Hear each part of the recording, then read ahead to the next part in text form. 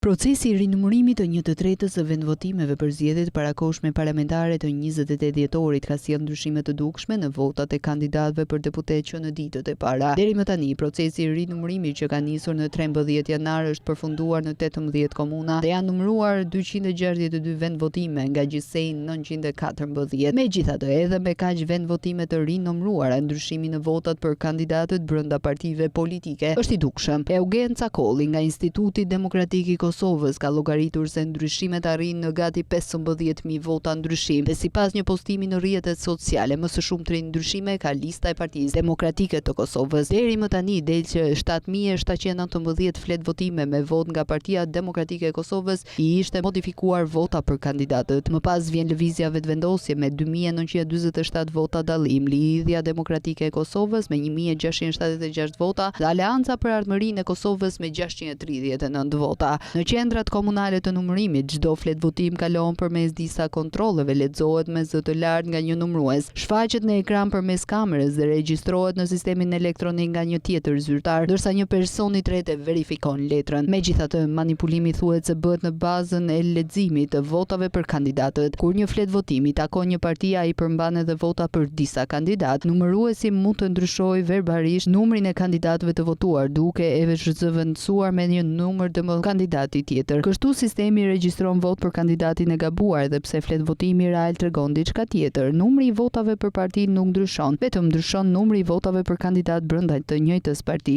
Cakolli kishte thënë më herët gjatë javës se procesi I numërimit nuk përcillet me kontrolle të hollësishme të flet votimeve, duke mundësuar kështu manipulimet dhe se në këtë ka ndikuar dhe fakti që numërimi ishte realizuar në kohë festash. Organizata jo qeveritare CHOU ka publikuar një hulumtim që tregon se mbi 90% e rasteve për manipulimet zgjedhore përfundojnë me dënime me kusht ose me gjoba. Kjo do të thotë se nëse ndonjë zyrtar vërtetohet se ka manipuluar vota gjatë numërimit, ai ka pak gjasa të ndëshkohet me burg për këtë gjë. Por pasojë mund të jetë më të mëdha për institucionet, pasi rinumërimi I cili pritet të zgjasë deri në 2 javë mund të vonojë edhe më shumë themelimin e institucioneve të reja në një kohë delikate për institucionet në Kosovë.